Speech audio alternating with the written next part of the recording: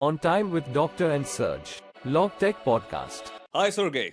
Hi, Doc. How are you doing? I'm great. Good. Doing great. So How about you? I'm very well, actually. Glad to be here. So today's topic, what we're going to discuss with your expertise, of course, is what initiatives we can take to reduce cost in logistics. So now we're going to discuss how we drive the cost reduction, because if you see the SCMDOJO audience, right, they are the one mostly supply chain logistics procurement people. Most of them have a title, if you see the follow-up, like supply chain manager, logistics manager, procurement manager, and all of them almost have this one of the goals to reduce cost savings, right?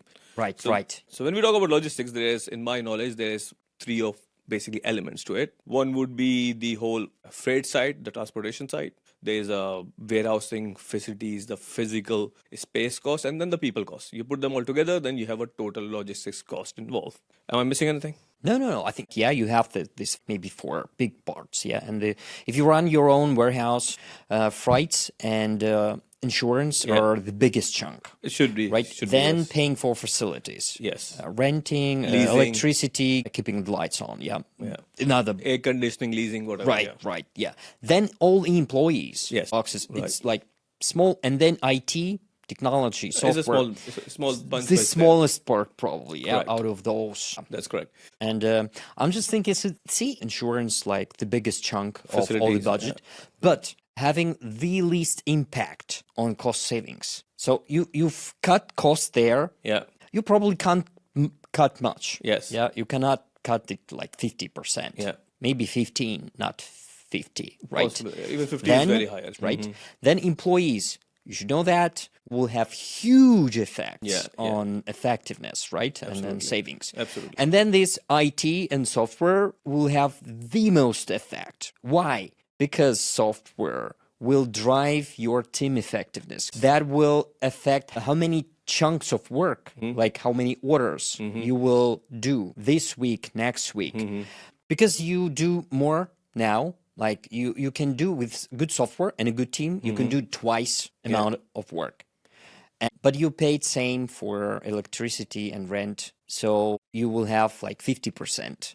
A decrease in spendings because you utilized your capital more effectively because of these IT, like the smallest part at the bottom. That will come, I think, as one of the smallest portion, right? So if you take a big organization, like I used to work for Eaton, and they have multiple facilities across Europe and in the region. Right? So the idea, before we look into the total cost of logistics, they treat freight and logistics costs as a commodity. Right, so because it is. Yeah, because they treat it like it's a steel or basically metal parts you're buying or PCBs you're buying, whatever. Correct. So one of the hardcore logistics people who owns the contracts with the 3PL or leasing or any equipment goes into this, because a lot of material handling equipment goes into the warehouse, right? So anybody who's buying the material handling equipment have a big responsibility of reduce the cost. The one portion is, we call it a lean people who drives the lean initiatives, do some Kaizen, i.e. improvement initiative to reduce it. And the third one who is involved in the whole cost is the network design people, right? So those network design people actually have a responsibility to say, okay, where is the center of gravity of all the deliveries we do, assuming the fleet is being managed by the company itself, which is still a norm than people think it is. How we can consolidate our shipment to our distributors, to our customers, then we don't have to move the empty trucks, basically, or maximize our the delivery efficiency. So if I basically segregate down in terms of initiative, the first and the bigger one, the high level one, would be the network design.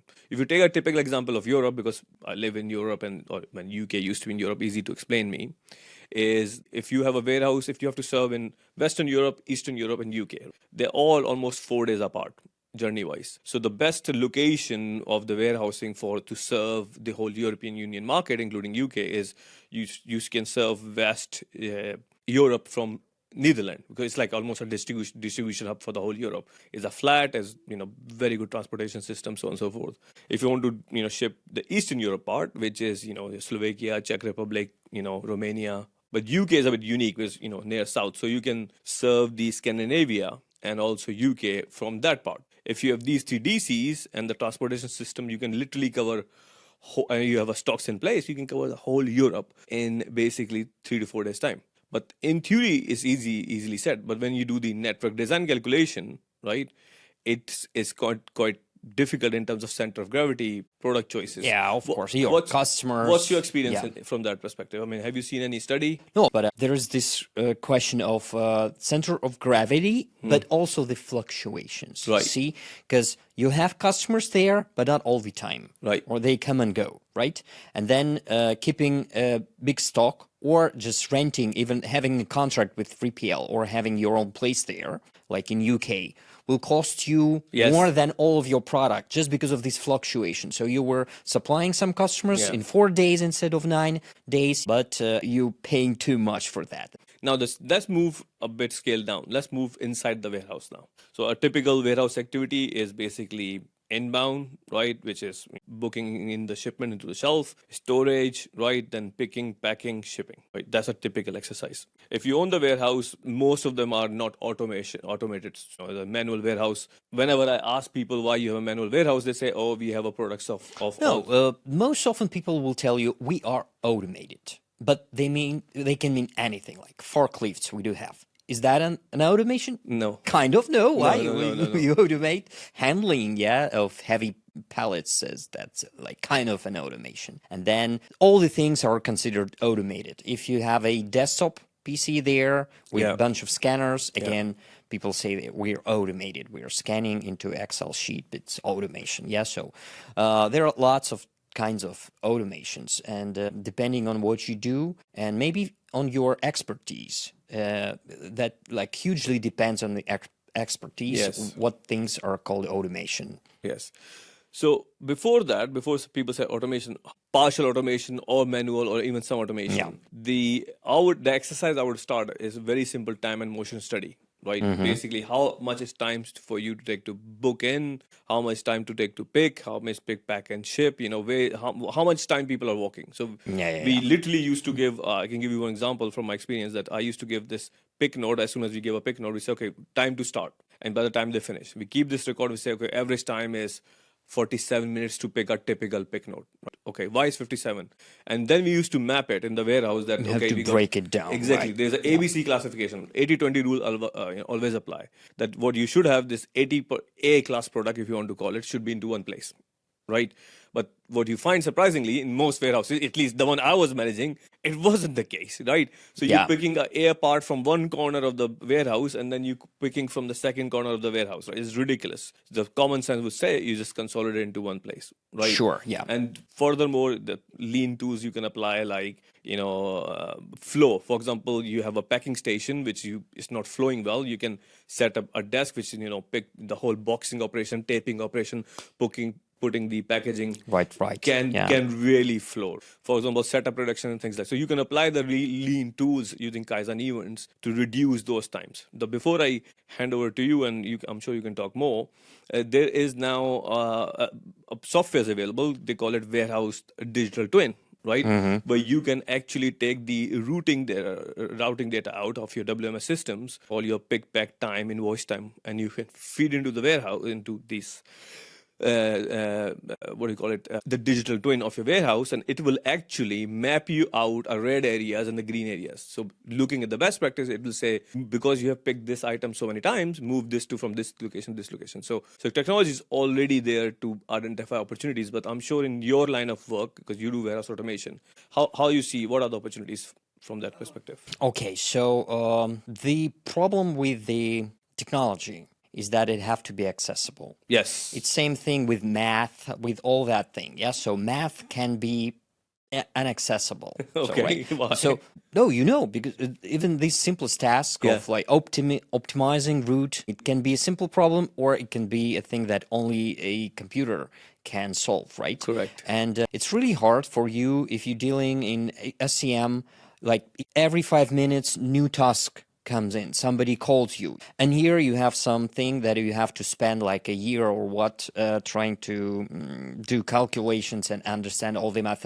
So for instance, this with 40 minutes, when people do that first time, this exercise of trying to measure, they are shocked. Of course, like 43 minutes. Yeah, what? So and then you try to understand, like to grasp this, how can that happen? Yeah. And although all these steps are simple, Yeah. even the math is simple, it's really hard to get deeper and to understand, to have a real understanding of those. So that's what lean people do, So they try to grasp this, it's kind of math, basically, and understand what's the variation, what's going on there. And the simplest example will be like, oh, how much does it take for you to, do your morning routine? Well, maybe like, or pour a glass of milk. It's like 5 seconds. Then you realize it's not 5 seconds. And if you drop the milk on the floor, it's suddenly like half an hour to clean up all the mess, right? So, and if you will be equipped with all the best computers or software, you will not be able to solve that task unless you understood what's going on here. How things are related. Because even to put the data into the software, you have to have understanding of it. Yes, right. Yes. So that's the key. And those digital twins, you don't see green, red, you have just a printout, right? You load the data and you have the printout of the problems. And you will not be able to interpret correctly the printouts. What does it mean? Red corner, what does it mean? So if you just if you will have an idea that you just have to avoid red corners, that will not be the solution for that problem. That red doesn't mean that don't go there. And green doesn't mean that put more things there. It's not like that, right? So, of course, we will not be able to like explain lean in 10 minutes. 10 minutes. You but the idea is to have some kind of lean initiatives where you can, apply the tool, do value stream mapping, use problem-solving tools, use flow tools. That's the message. Probably I will recommend some workshop on lean, like 2-4 hours of getting hands-on experience with toys and balls and like all those training for lean that will really leap you to more deep understanding of what is lean. One small tip, which I think not people know, for example, when you set up a planning system, people generally put a lead time for a supplier, manufacturing, and picking 3 days. And I was a plant manager in the supply chain manager into a plant, and I saw the 3 days of picking time. And I said, why you really need 3 days? Oh, we need 3 days. Why you really need 3 days? Because you can pick how many pick orders in 8 hours of a shift. They couldn't explain me. So same thing, Gemba walk, true story. Went in and I said, you picked everything, right? And you still have people walking slowly as they can. So why 3 days? I'm going to reduce to 1. No, you can't do it at Mud. You cannot do it at the fair because everybody wants this slack. You might be thinking, why mention this example as a cost saving? Let me explain. Because when the planning system works, any planning method, MRP or reorder point or whatever, right, is basically a simple multiplication of average demand, demand variation, average lead time variation. So and then based on that, the more the lead time, the more inventory you order. The more inventory means more cash money sitting in the product. So if you somehow just reduce the lead time in any part of your logistics or supply chain, you're basically making your supply chain more agile and more responsive, therefore carrying lesser inventory. Lesser inventory meaning lower inventory carrying cost, i.e. is a cost saving, straight in. So we removed from 3 days to 1 day, we reduce the lead. So it has two impact.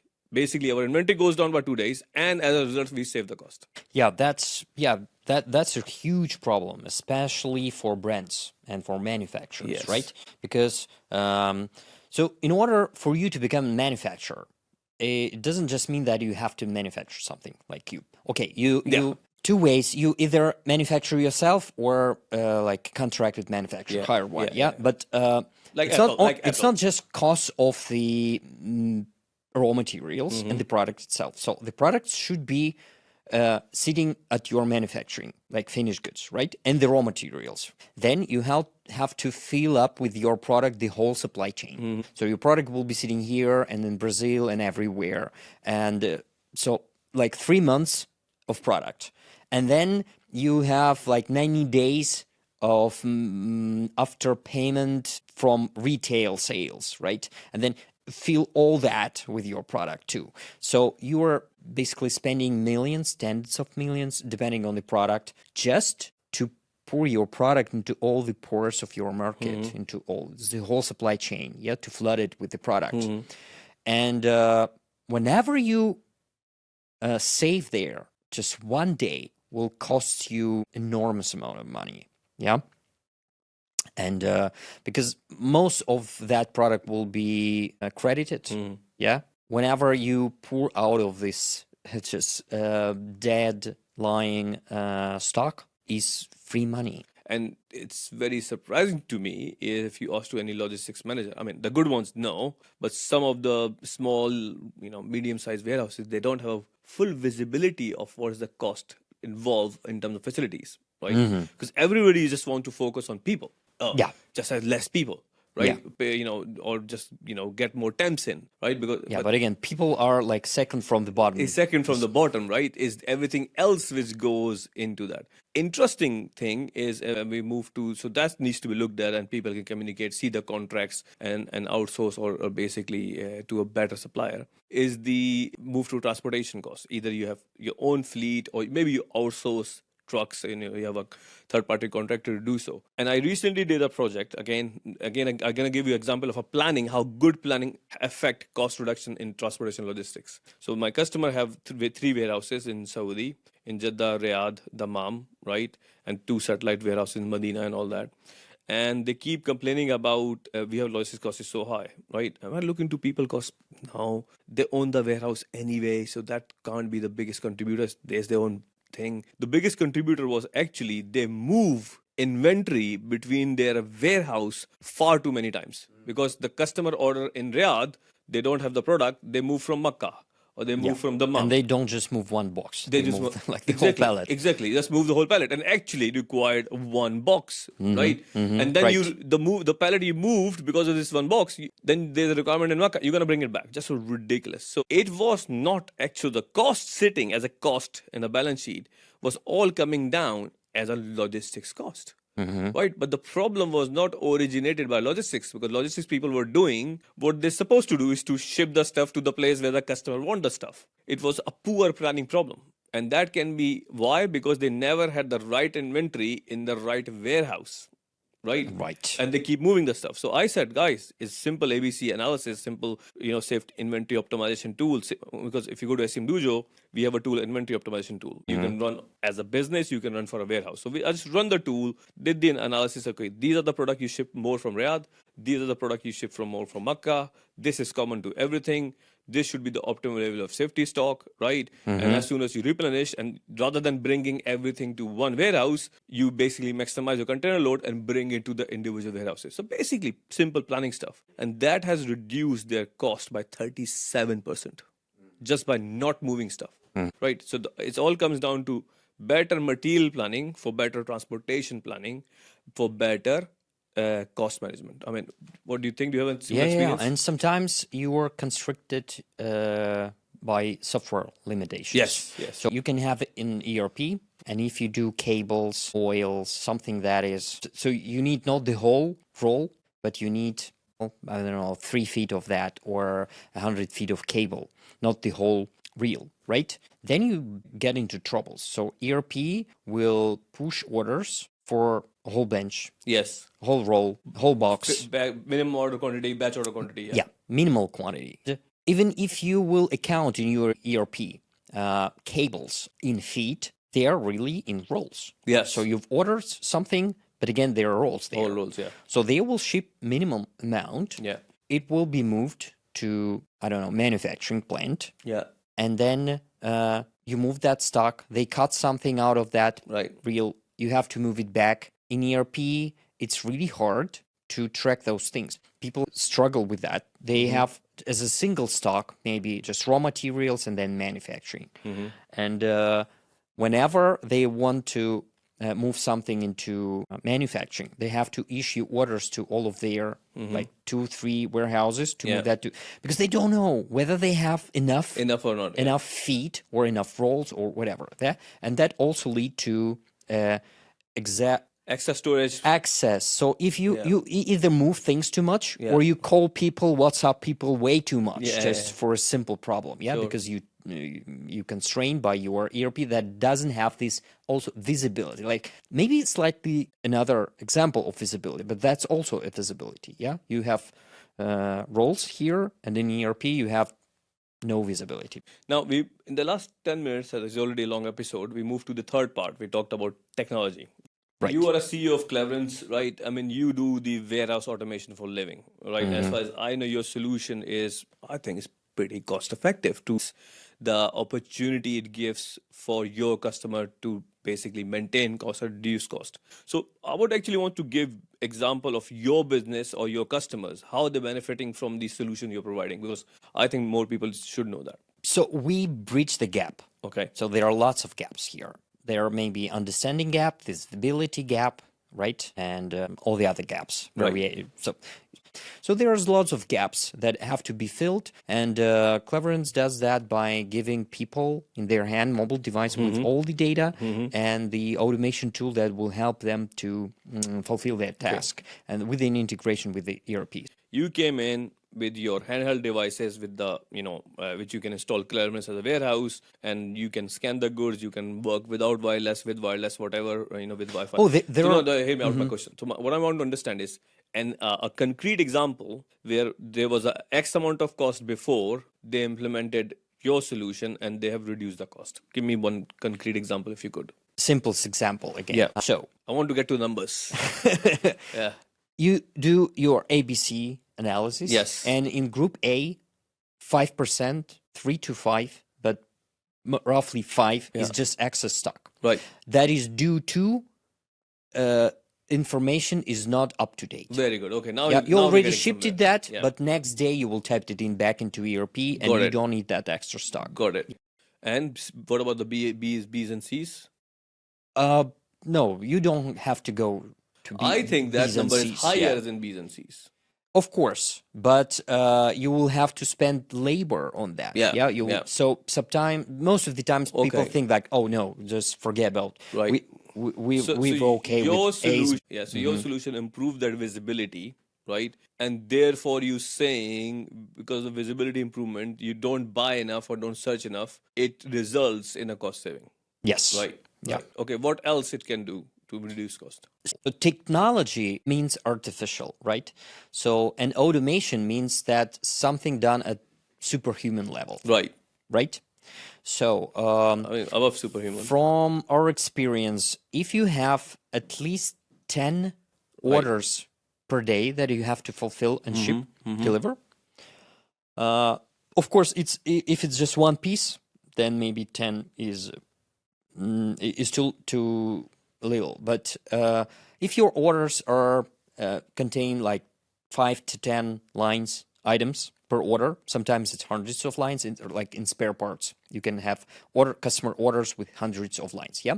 So if you have 10 and more, what's happening is that only 8 of them max will be shipped correctly. Right. The other 2, you will just switch, mismap, misspeak something, and then fines and all that will just cut down all your profits. So what we see is that company wins some new deal. Suddenly you have a jump in orders, daily orders, and then you see that like 0 of orders were shipped correctly. You pay for back orders, you pay for these back deliveries, extra and plus fines, and all your profits are gone.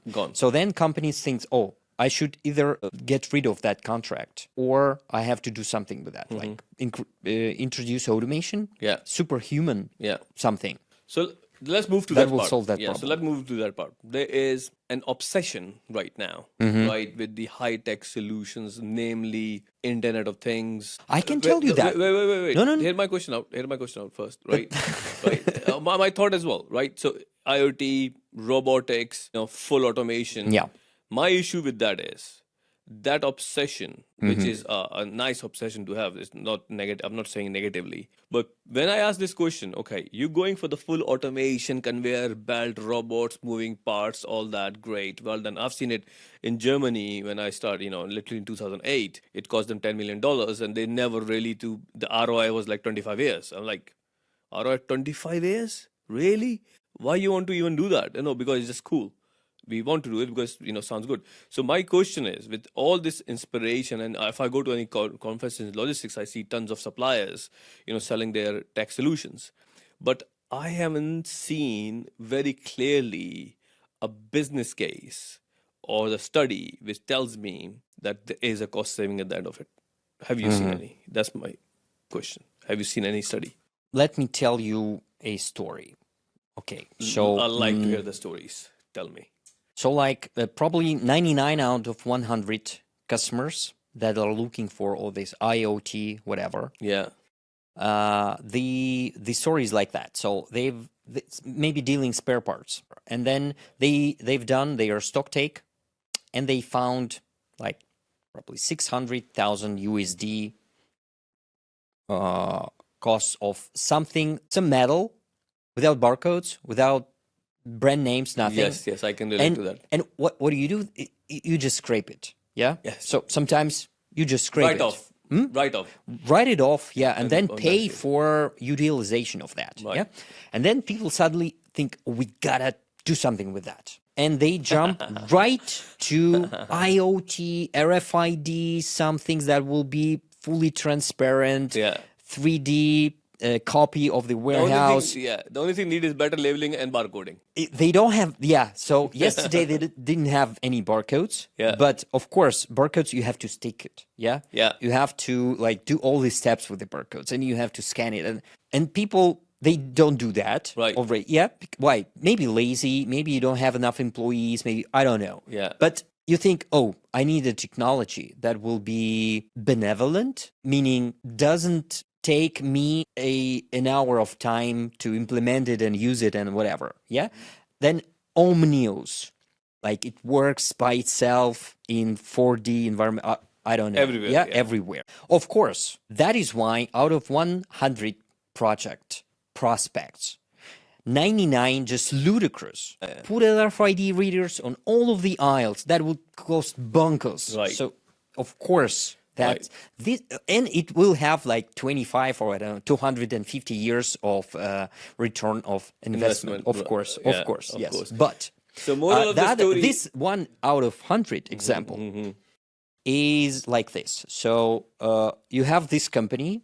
It introduced technology. It was 25 years, but you've grown 10 times. Yes. And suddenly it's 2.5. 2.5. And that's a completely different story. Yeah, Yeah. but then the people don't put that in a business Yeah. case, right? Yeah. No, so I think that's the moral of the story is if first of all get the basics right, and I keep saying to you, before you go and implement any digital or technology solution, at least you have to be very sure that you're doing a very basics right. You know, a barcoding to track your metal sheet is important. I mean, fantastic story in conclusion. Sorry for that. Yeah, so fantastic story and conclusion of what you just said. And I'm just going to give you an example. I don't want to name the company because I might get into trouble. And they did a project for one of the airport, right? And they made some metal boxes. Again, I don't want to name the company or the metal boxes, what they made. Because of this particular issue you mentioned, they have to write off $1.5 million Of metal. of metal. Because they couldn't able, when the backflashing happens, they couldn't able to say, okay, what we bought and where it was, and when they shipped the product, they didn't know. And then it leads to let's do something crazy, and then exactly that happens. So your story is fine. It's already a long episode, Sergey. I think we haven't covered the advanced technology part, and I think we should do a separate episode for that. Would you agree? The advanced technologies. I think we should do a Should separate we episode. wrap up with a joke? We just wrap up with the joke, which SCMDOJO. Knock, knock. Who's there? Your imagination. your imagination. That's a good one. With this joke, guys, I Yeah. think I'll think Yeah, get down to earth. Do something simple. go. That's the moral of the story. Start with basics, and if you get the basics right, you will always find a cost reduction opportunity. That was 5th episode. Yeah. Yeah. So please come back to see. come back. And if you haven't seen the first 4, Yeah. please go check them out. Do check them out. We have some really good content, right? Right. And you can see a big one and a small one, and so on and so forth. But anyway, I'll see you on the next one. Cheers. Yeah. See you too. On Time with Dr. and Serge. Logtech Podcast.